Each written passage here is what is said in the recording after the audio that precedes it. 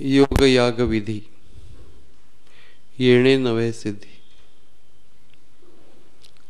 वायाची उपाधी दंभधर्म, भावे विण देव न कळे निसंदेह, गुरु विण अनुभव कैसा कळे, तपे विण दैवत दिधल्या विण प्राप्त, गुजे विण हित कोण सांगे, ज्ञानदेव सांगे दृष्टांताची मात, साधूंचे संगती तरुणोपाय. योगयाग विधी यांनी सिद्धी प्राप्त होत नाही.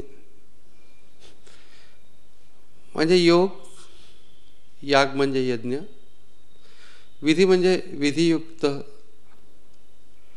शास्त्रयुक्त असं आचरण.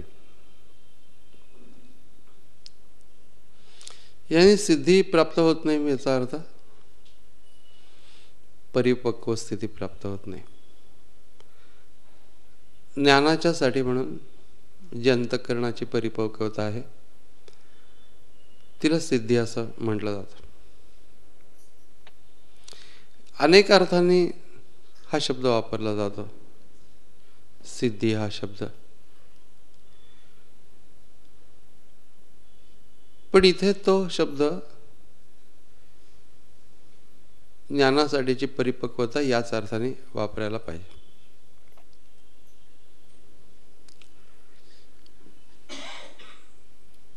ही सिद्धी योग याग विधी याग म्हणजे यज्ञ हात भाग आहे की जो निरनिराळे यज्ञ आपल्याला माहिती आहेत ते केले जातात. त्या प्रकारच्या यज्ञांच्या मधनं ही काही अवस्था प्राप्त होते.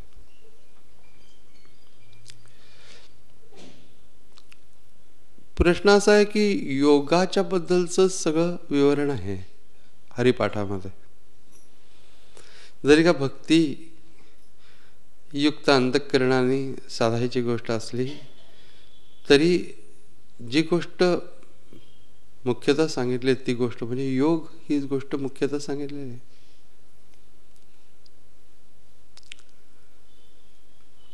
आणि योग याग विधी येणे नव्हे सिद्धी याचा काही उपयोग होत नाही. एवढंच नव्हे तर वायाची उपाधी, उगीचच उपाधी, दंभधर्म या सगळ्या गोष्टींच्यामुळे अगोदर उल्हास आणि त्यात फाल्गुन मास असं म्हटलं की अगोदर पहिल्यांदा त्या योगाच्या नावाने बोंब आणि त्याच्यानंतर हे असं म्हणतात की योग याग विधी येणे नव्हे सिद्धी. मग आनंदी आनंद, टाळ्या पिटा, जय जयकार करा, नाचा, आनंदात राहा. म्हणजे मग कशाने प्राप्त होईल हा मोठा प्रश्न राहतो. बहुतेक जण याच्यावरती भाष्य करताना असं म्हणतात की अष्टांग योग,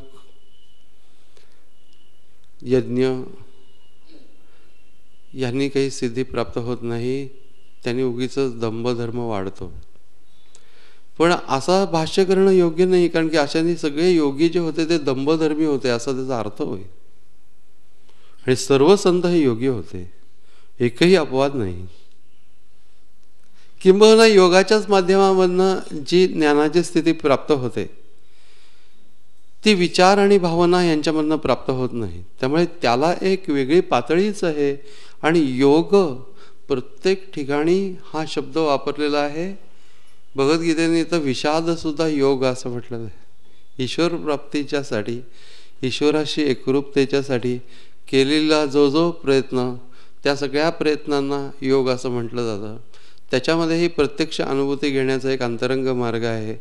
त्या मार्गाला सुद्धा योग असं म्हटलं जातं आणि त्या अवस्थेला सुद्धा योग असं म्हटलं जातं.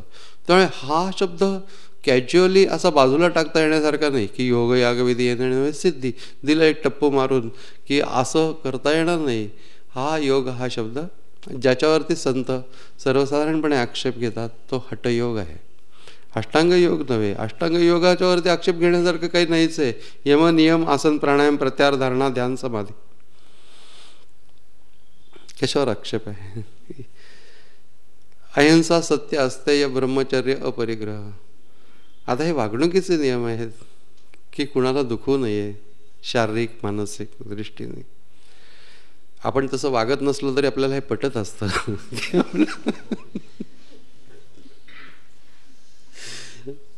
त्यामुळे समाजामध्ये वागणुकीचे हे नियम आहे, त्याच्यामध्ये न करण्यासारखं काय आहे? त्यांनी दंभ धर्म कसला निर्माण होणार? ज्ञानेश्वर महाराजांचं तर जर का आपण ज्ञानेश्वरी बघितली तर या अहिंसा म्हणजे हिंसा न करणे असं नसून जगाच्या सुखोद्देशे शरीर वाचा मानसे राहाटणे हे अहिंसे रूप जाण. जगाला सुख व्हावं या भूमिकेमध्ये राहणे, तसं वागणे म्हणजे हिंसेचा प्रश्नच येणार नाही. जगाच्या सुखोद्देशे शरीर वाचा मानसे, नुसतंच शरीर नाही, वाचेनी आणि मनाने देखील. मनाने काय हिंसा करतो? मनाने हिंसा म्हणजे वाईट भाव मनामध्ये धरणं. एखादा माणूस माझ्यापेक्षा जोरात पुढे गेला मोटरसायकलवरती, धडपडू दे असं जे मनात येतं हिंसा. त्याला काही होत नाही हे तुम्ही लक्षात घ्या. म्हणजे लोकांचं असं वाटतं की दुसरा कोणीतरी असं काही म्हटलं की आपल्याला काहीतरी होतं का? कुठल्या दुष्ट शक्ती वगैरे त्या काही पॉवरफुल थोडेच असतात दुष्ट शक्ती. कोणीतरी वाईट विचार केला की हा पडू देत, आपण पडणार थोडेच आहोत, आपण आपल्या कर्मानेच पडणार आहोत. त्यांनी म्हणण्याची गरज नाही. जर पडलो तर त्याच्यासाठी त्यांनी कशा शाप द्यायला पाहिजे? कावळ्याच्या शापाने गाय मरत नाही अशी एक म्हण आहे. जर कावळ्याच्या शापाने गाय मरत नसेल तर ऋषीच्या शापाने पण मरणार नाही. शाप ते गायीने काय केलेलं, ह्याला काहीतरी म्हणावंसं वाटलं म्हणून, असलं काही नसतं. त्या अहिंसा, सत्य याच्यामध्ये आक्षेप घेण्यासारखं काही नाही. अस्तेय म्हणजे चोरी करू नये. हो, हा योग चांगला नाही का? चोऱ्या करायत का मग? अहिंसा, सत्य, अस्तेय, ब्रह्मचर्य, अपरिग्रह, संयमित जीवन जगणं, याच्यामध्ये चुकीचं काही सांगितलं नाही. सगळ्यांनी लग्न करू नये असं कुठं सांगितलंय? त्यामुळे हा जो ब्रह्मचर्य हा भाग आहे तो ब्रह्मामध्ये चर्या करण्याच्यासाठी आपल्याला सुयोग्य करणे, तसं वर्तन करणे, या अर्थाने ब्रह्मचर्य हा शब्द वापरला जातो. त्याच्या संयमित जीवन हे अभिप्रेत आहे.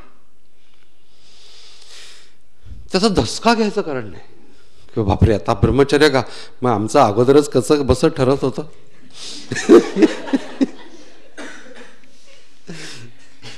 हा काही त्रासदायक प्रकार नाही आहे हे लक्षात घेतलं पाहिजे.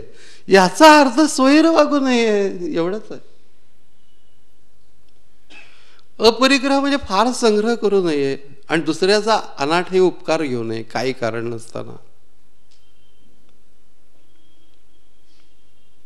हे यम आहेत.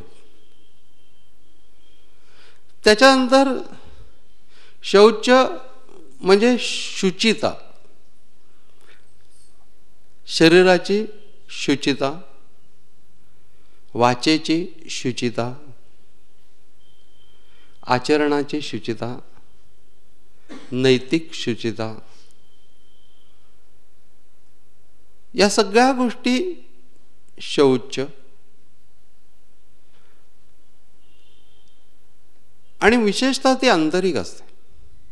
बाह्यता जे आहे ते पण असायला पाहिजे. बाह्यता कसं तरी गबाळं असून आतमध्ये आम्ही शुची आहोत असं नको. बाहेर पण जरा धड वाग ना, केस बेस विंचरून ये, त्याच्यानंतर कपडे स्वच्छ घाल. जर का काही तुझा शरीराचा काही त्रास असेल तर तू त्याच्याप्रमाणे ज्या गोष्टी करणं आवश्यक आहे त्या सगळ्या गोष्टी कर. त्यामुळे या सगळ्या आपल्या अस्तित्वाने इतरांना त्रास होणार नाही इतपत शुची आपण असलं पाहिजे शरीराने. कपडे बिपडे आम्ही म्हणजे ना भिन्नाट, म्हणजे कसे घाणेरडे कपडे घालायचे, कसं काय काय, आम्ही आतूनच शुची आहोत. मग आताच बसा ना तुम्ही, बाहेर कशाला येता? समाजात वागायला योग्य दिसलं पाहिजे. स्वामी माधवनाथ इतके टापटीप असायचे, मला अजूनपर्यंत ते जमलेलं नाही आहे, पण विलक्षण टापटीप असायचे. त्यांचा तो जो हे होता रुमाल, तसा स्वच्छ परीट घडीचा आणि इस्त्री बिस्त्री घडी चालवायची, असे ऐटीत यायचे.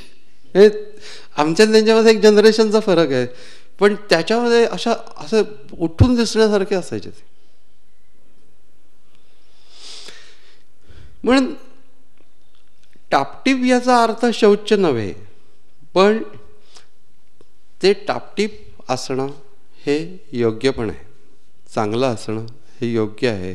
समाजामध्ये प्लेझंट वाटलं पाहिजे आपण ज्या वेळेला जाऊ त्यावेळेला, इतरांना आपल्याला पण. आंतरिक शौच हे जास्ती महत्वाचं आहे.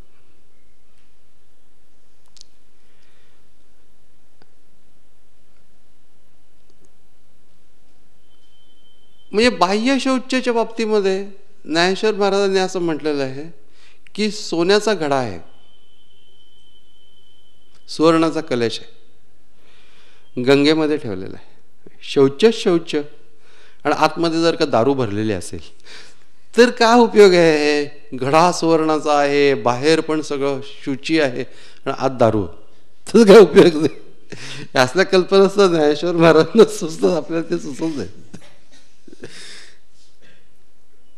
निर्वाळले या ही कनके, सोन्याचा कलश आणि तो सुद्धा साफ केलेला, स्वच्छ केलेला. निर्वाळले या ही कनके, भरला गांगे पियुके, आतमध्ये गंगाअमृत भरलेलं आहे. तया कलशाची या सारखे शौच असे, तैसा बाहेर, म्हणजे त्याप्रमाणे बाहेरचा भाग शुची आहे, निष्काम आचारू, आणि अंतरी विवेक साचारू, तो सबाह्य घडला आकारू शुचित्वाचा. म्हणजे आतमध्ये ज्ञान विचार आहे आणि बाहेर त्या ज्ञान विचाराला अनुसरून कर्म ज्या पद्धतीने व्हायला पाहिजे तसा निष्काम व्यापार होतो आहे. हे शौच आहे. ही खूप अंतिम उंच अवस्था आहे. परंतु सांगण्याचं कारण असं की शौच ही काही सामान्य गोष्ट नाही, पण नियम म्हणून सांगितलेलं आहे.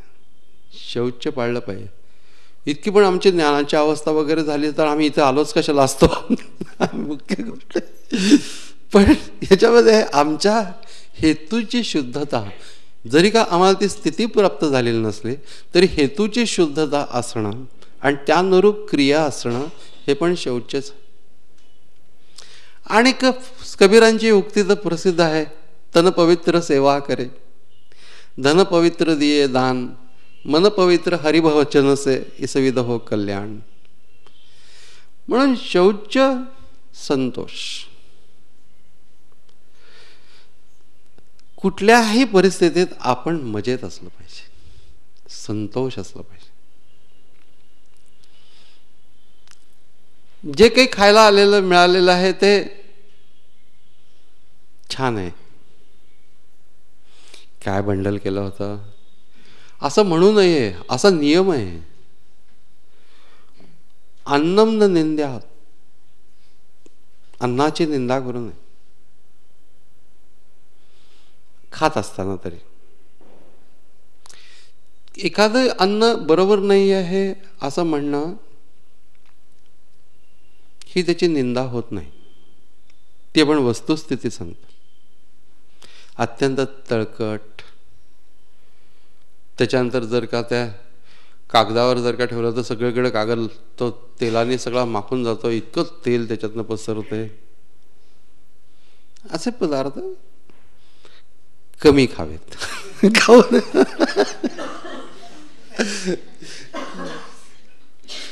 नयेत म्हटलं तरी प्रॉब्लेम, आम्हाला त्याचा त्रास व्हायला सुरुवात होते. म्हणून संतोष हा परिस्थितीच्या बद्दल मला प्राप्त असलेली परिस्थिती ठीक आहे.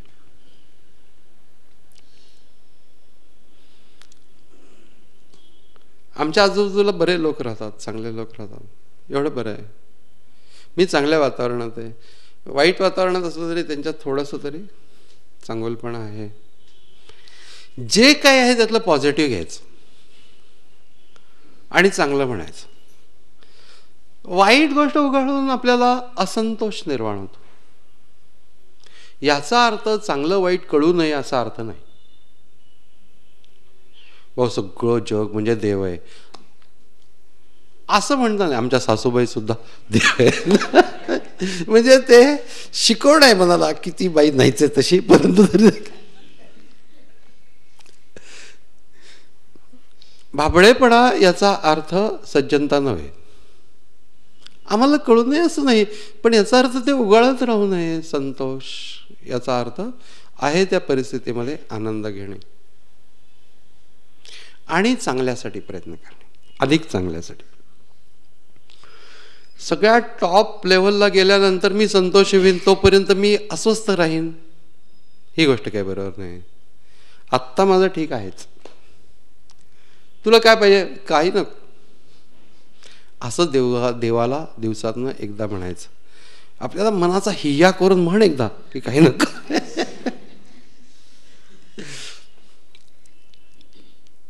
पण काही नको असं एकदा दोनदा म्हटलं ना की आपल्याला खरंच असं वाटतं की आपल्याला काही नको आहे. जे मिळेल ते छानच.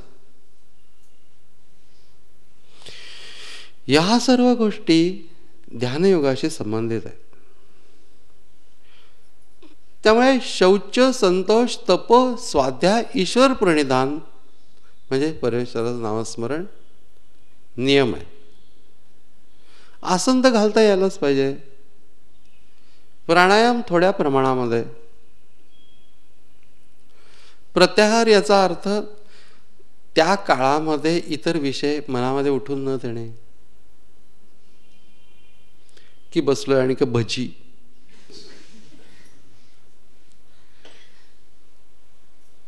असं यावेळेला नाही येतं कामा.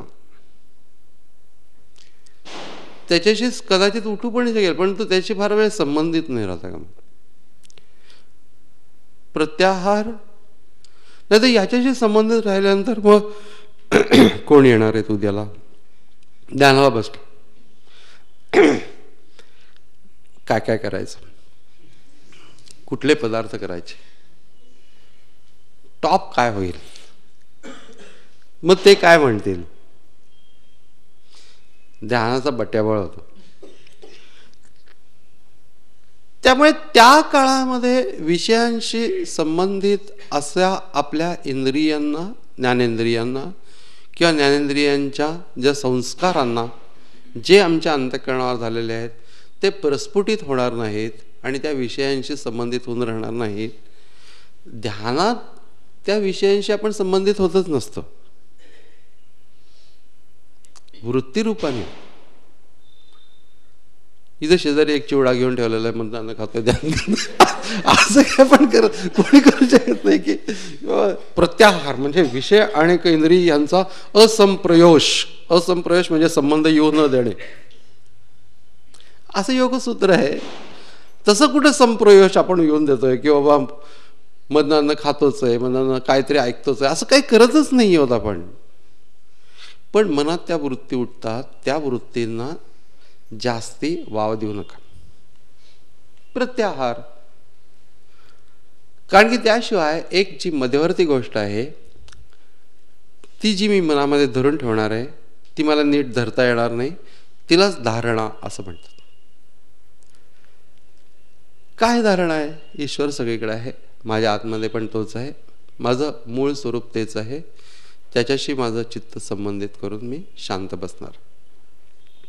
प्रक्रिया ध्यानाची मनामध्ये निर्माण करून ती एकदा मनाच्या मध्ये स्मृतिरूपाने असते ती प्रगट होऊन द्यायची आणि पुन्हा एकदा त्या प्रक्रियेमध्ये जायचं. असं जे एक पर्टिक्युलर विचार किंवा विचारधारा मी पकडून ठेवत असतो त्याला धारणा असं म्हणतात. लक्ष या भागामध्ये केंद्रित करणे याला सुद्धा स्थूल अर्थ धारणा असं म्हणतात. देशबंध चित्तस्य धारणा. देश म्हणजे एखादा विशिष्ट ठिकाण, त्या ठिकाणी लक्ष केंद्रित करणे, डोळे मिटून. नाही तर नको त्या ठिकाणी डोळे उघडे ठेवून लक्ष केंद्रित करणे हे काही धारणा नव्हे. डोळे मिटून आपल्या स्वच्या पाशी लक्ष केंद्रित करायचं आहे असा जो विचार आम्ही करतो आणि तो धरून ठेवतो त्याला धारणा असं म्हणतात. आता हा विचार आणि ती प्रक्रिया याच्यामध्ये फरक काय आहे तर विचार संपल्याशिवाय प्रक्रिया निर्माण होत. विचार हा आम्हाला त्या प्रक्रियेपर्यंत नेऊन सोडतो आणि तो विचार असं सांगतो की स्वशी मी संबंधित होऊन राहणार आहे. ओम जर मंत्र असेल तर ओम, सोहम तो जर मंत्र असेल तर सोहम, श्रीराम मंत्र असेल तर श्रीराम, जो मंत्र असेल तो त्या मंत्राने मी स्वतःमधल्या चैतन्य तत्वाशी संबंधित होऊन राहणार आहे. असं जे आम्ही पक्क ठरवतो त्याला धारणा असं म्हणतात. आणि तसं राहणार आहे असं म्हटल्यानंतर एक प्रक्रिया असते की लक्ष आणि मी स्व यांची सांगड घालायला लागते. स्वला पाहण्याचा प्रयत्न करणे म्हणजे पाहणं नव्हे तर सेन्सिंग ऑफ सेल्फ. स्वची संवेदना काहीच नसते पण तरी देखील जाणीव असतेच आणि ती जाणीव मी बुद्धीने ग्रहण करणे यालाच आपण सेन्स करणे असं म्हणतो. ज्या वेळेला आम्ही एखाद्या ज्ञानेंद्रियाने एखादी गोष्ट तिची संवेदना ग्रहण करत असतो त्यावेळेला एक बायोकेमिकल प्रोसेस घडत असते शरीरामध्ये. त्याच्यानंतर त्याची इम्पल्स आहे ती ब्रेनकडे नेली जाते, तिचा अर्थ लावला जातो आणि तिचा अर्थ लावल्यानुसार तो अर्थ काय आहे आणि त्यानुसार त्याचा अनुभव घेणे आणि ते समजून घेणे या सगळ्या प्रकाराला मिळून सेन्स असं म्हणतो. एखाद्या व्यक्तीची चाहूल आपल्याला लागते.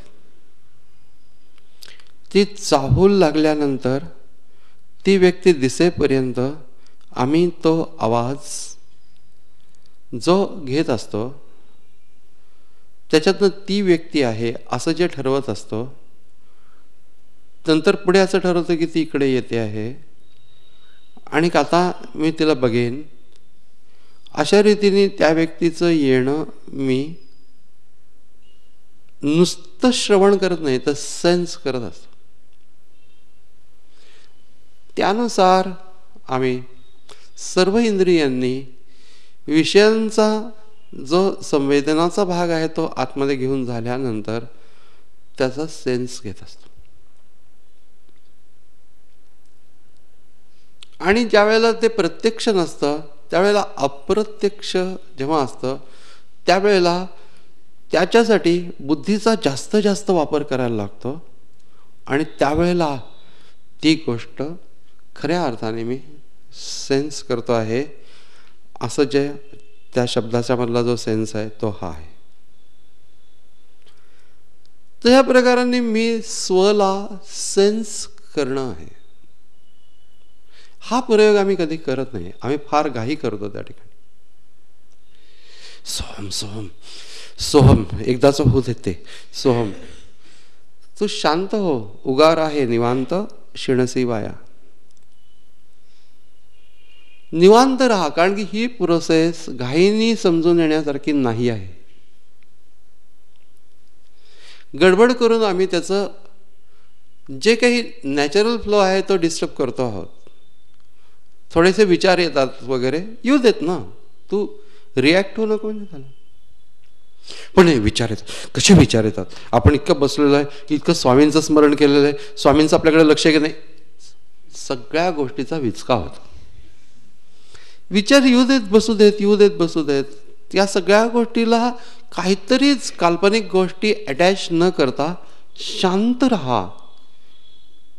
सेन्सिंग ऑफ सेल्फ हे जर का आम्ही त्या ध्यानाचं उद्दिष्ट नीट समजून घेऊन ठरवलं नाही तर आम्ही कुठल्या तरी देवतेच्या किंवा काल्पनिक देवाच्या मागे लागण्याचा प्रयत्न करणे, त्याचा धावा करणे, तो मला सहाय्य होईल असं म्हणणे, गुरु मला उचलून घेतील असं म्हणणे, आपण इतके जड असतो गुरुना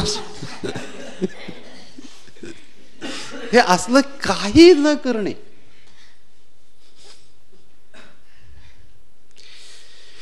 या सर्व गोष्टींच्या मधनं आम्ही एक कारण नसतानाची कृत्रिम स्थिती मनाची तयार करत असतो आणि तशा प्रकारे होईल असे वाट पाहतो आणि जाम तसं होतच नाही. तुमच्या इच्छेप्रमाणे रूप देवाने का धारण करावं? त्याचं जसं आहे तसं मला सेन्स करायचं आहे का माझ्या इच्छेप्रमाणे त्याला आकार धारण करून माझ्यासमोर आणायचं आहे? तू कोण आहेस असा? साधे घरातली माणसं तुझं ऐकत नाहीत, देव कुठे ऐकणार आहे? काही कुठे ऐकत. त्यामुळे माझी इच्छा वगैरे हा सगळा भाग आहे तो सोडून दिलं पाहिजे, शांत राहिलं पाहिजे, समजून घेतलं पाहिजे. स्वस्वरूपाचं अनुसंधान हा त्याच्यातला मुख्य विषय आहे, बाकी काहीच नाही.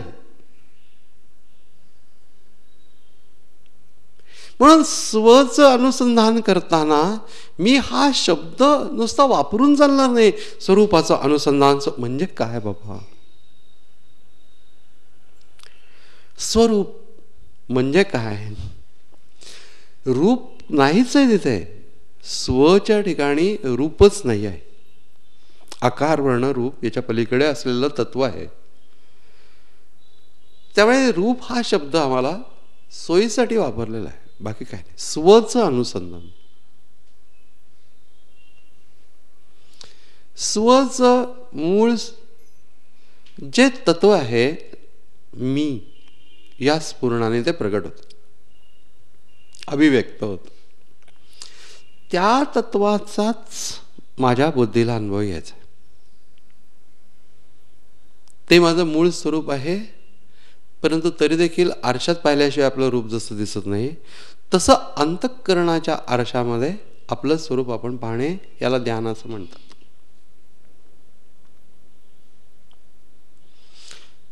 बुद्धीच्या माध्यमामधनं स्वचा वेध घेणे याच्यासाठी म्हणून ज्ञानेंद्रियांच्याकडनं जशा संवेदना येतात तशा संवेदना या प्रकारामध्ये येत नाहीत.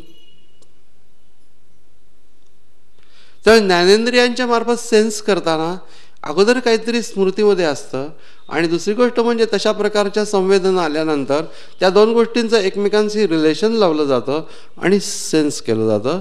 तसं इथं करता येणार नाहीये.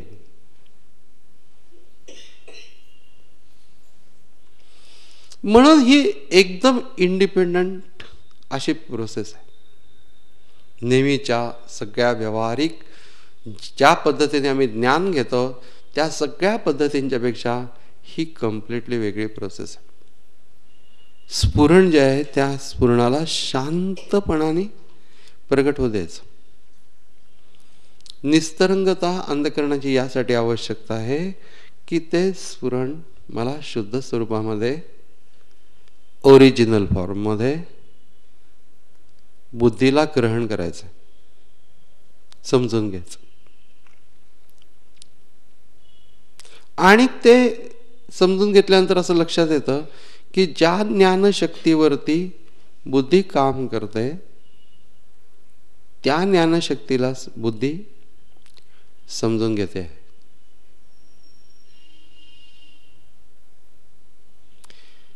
It's very hard.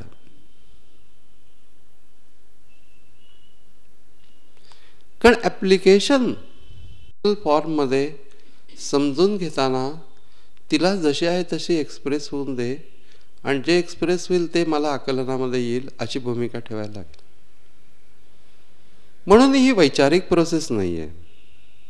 हाही एक मोठा अडचणीचा भाग आहे की एकतर ज्ञानेंद्रियांच्या संवेदना घेऊन स्मृतीतल्या ज्ञानावरती आधारित मी काहीतरी ठरवणं असं याच्यात करता येणार नाही. दुसरी गोष्ट म्हणजे बुद्धी ही सर्वसाधारणपणे विचारांच्या माध्यमामधनं एखादी गोष्ट समजून घेत असते. ते माध्यम इथं एका टप्प्याच्या पलीकडे वापरता येणार नाही. आणि त्या बुद्धीने त्या तत्वाच्या जाणीवेमध्ये नुसतं राहणं विदाउट क्रिएटिंग एनी नॉईज. तिने त्याचे काही अनुमान काढता कामा नयेत. तिने त्याच्यावरून पुढे काय होईल या सर्व गोष्टींचा अकारण विचार करता कामा नये. कारण की हे सगळं स्पेक्युलेशन हे तुमची मेन प्रोसेस डिस्टर्ब करत आहे. म्हणून आम्हाला एकच प्रक्रिया चालू ठेवून द्यायची आहे, ती म्हणजे अनुसंधान. म्हणजेच बुद्धीने तत्वाशी संबंधित होऊन राहणं. तिथं कुठल्याही प्रकारे काही संशोधन करण्याचा प्रश्न नाही, संबंधित होऊन राहण्याचाच प्रश्न आहे. अंडरस्टँडिंग आपोआप येईल आणि ते अंडरस्टँडिंग पुढे विचारांमध्ये कन्वर्ट होईल.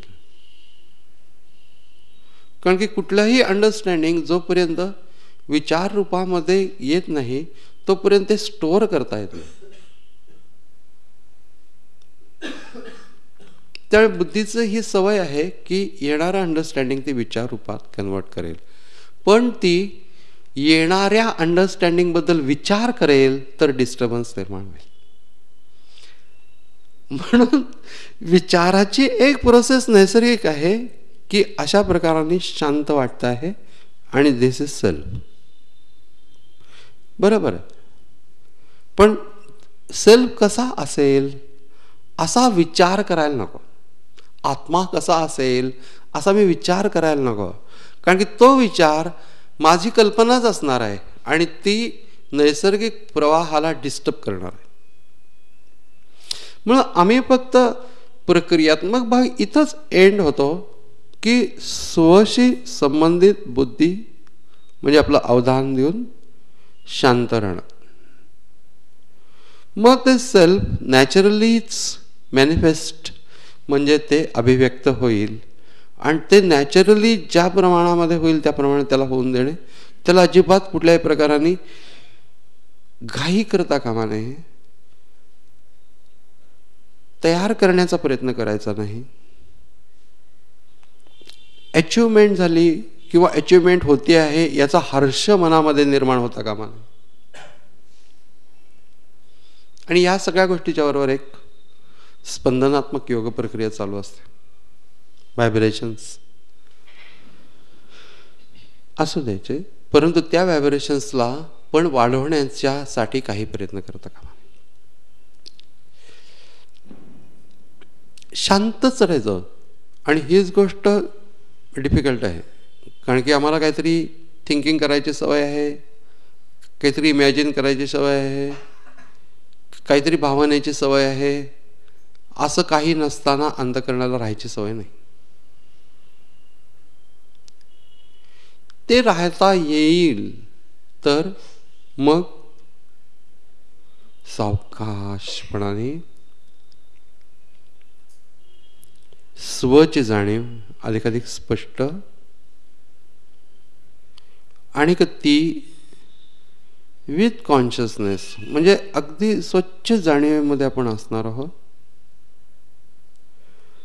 त्यानंतरची गोष्ट म्हणजे बुद्धीचं फंक्शनिंगच नाही आहे एकदा जाणीव पूर्णपणाने प्रगट झाल्यानंतर.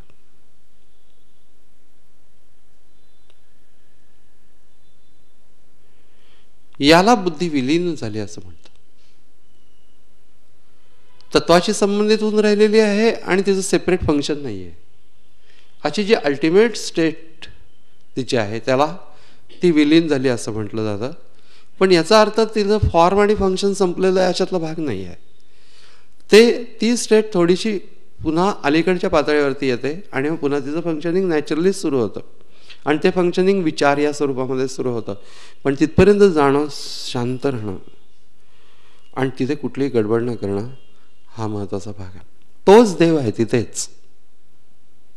पण तू हुडकत बसू नको, स्वतः प्रगट होणार ते आत्मतत्व. प्रगट होणार म्हणजे प्रगटच आहे, फक्त ते बुद्धीच्या आकलनाच्या कक्षेत येणार, जाणीवेच्या माध्यमावरून. आणि जाणीव स्वरूप होऊन गेली बुद्धी की मग ती जाणीवेच्या प्रवाहामधनं तिथपर्यंत जाणार.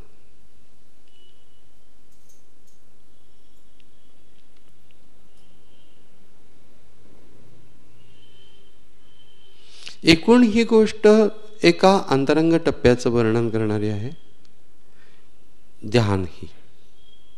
आणि त्या ध्यानामध्ये ज्या वेळेला ध्यान करतो आहे अशा प्रकारची जाणीव सुद्धा विलीन होऊन जाते, त्यावेळेला जी खरोखरची एकरूपतेची इंटरनलायझेशनची खरी स्थिती प्राप्त होते तिला समाधी असं म्हणतात. त्यामुळे धारणेचा ध्यान हा अविभाज्य भाग आहे, पण पलीकडचं तर ध्यानाचं समाधी. त्यामुळे समाधी टू ध्यान पुन्हा, आणि ध्यानातून पुन्हा आपण धारणेमध्ये येतो. ह्या तीन गोष्टी जितक्या आम्ही समजून घेऊ तितकी आंतरिक सूक्ष्मतेत जाण्याची क्षमता वाढत जाते.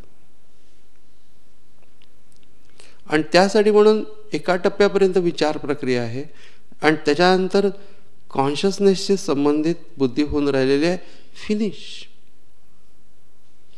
सेन्सिंग ऑफ सेल्फ असं करायचं, स्वचं अनुसंधान. हरिओम तत्सत.